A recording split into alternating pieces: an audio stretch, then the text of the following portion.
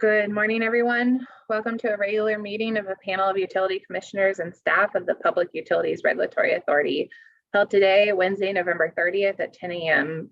By remote teleconference. My name is Chairman Marissa Gillette. I'm joined virtually today by my colleagues, the Vice Chairman, Jack Pekoski, and Commissioner Michael Karen. There are a regular calendar and a consent calendar in front of us today.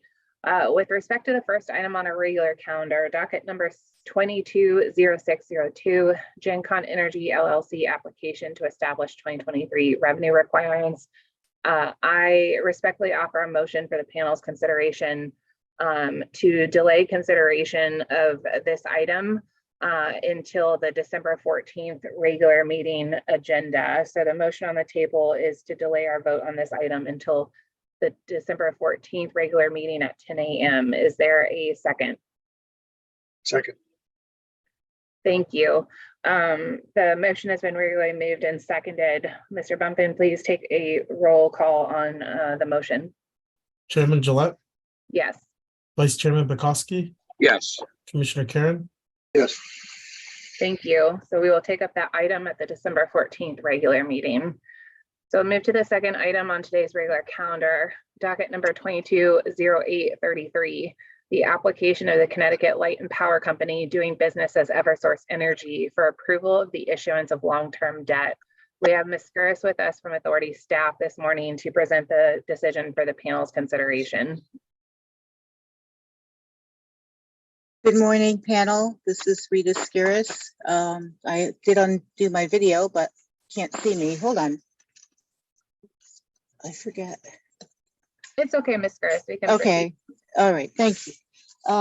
Good morning. With regard to this application, the company filed the application on August 31st, 2021 initially, and then on September 8th, the authority requested that the company file additional documentation.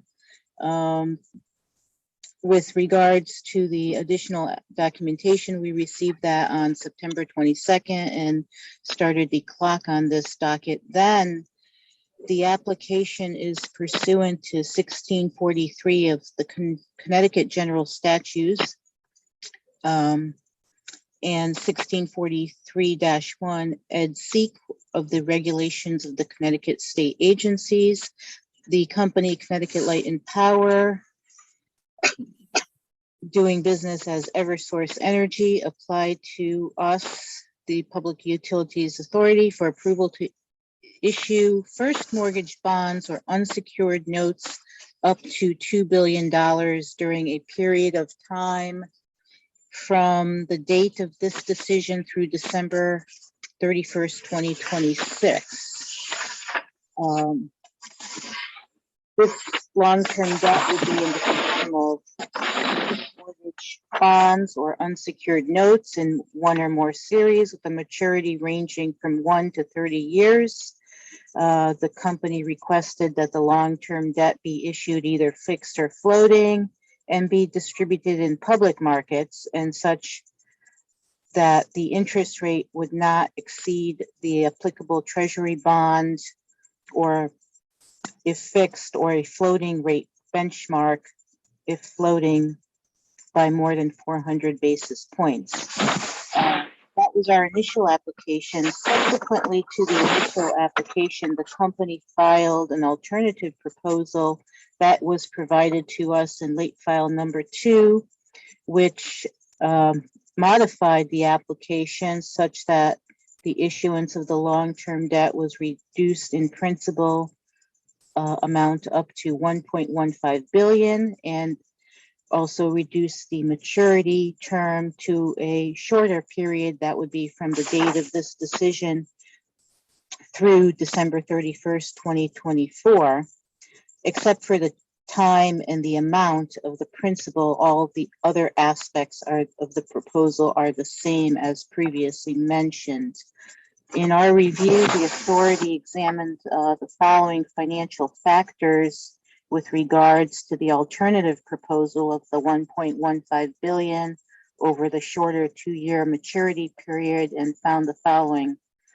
First, the anticipated interest rate, including the effective yield, is expected to be 4.99. We reviewed the financial impact of the transaction onto the capital structure and weighted average cost of capital and credit rating and the company's future financial flexibility, finding that although briefly, the embedded cost of debt will increase marginally from 3.89 to 4.10, with a corresponding increase to weighted average cost of capital from 6.83 to 6.89. The authority find these increases reasonable given that the company is now operating in an increased interest rate environment.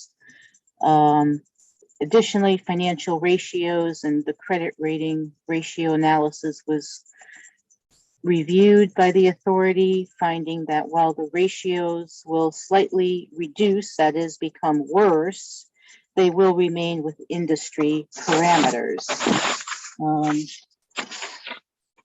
The authority finds this alternative proposal with its shorter time frame and smaller principal amount to be more conducive to the financial issues and considerations the authority examines when reviewing proposed debt issuances under the Connecticut General Statute 1643. And with this modification as presented in the late file 2, the alternative proposal, the staff finds the conditions described here within reasonable and recommends to the panel for adoption.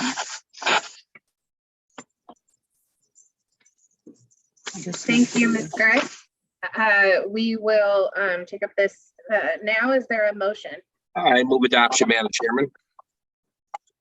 Second, Madam Chairman. Thank you. The decision has been regularly moved and seconded. Mr. Bumpin, please take the roll.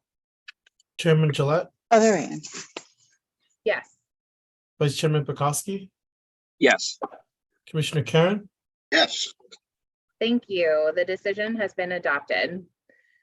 That completes our regular calendar. So what remains is our consent calendar, on which there are 7 items. Is there a motion? I would move the consent calendar, Madam Chairman. I second, Madam Chairman. Thank you. The consent calendar has been regularly moved and seconded. Mr. Bumpin, please take the roll.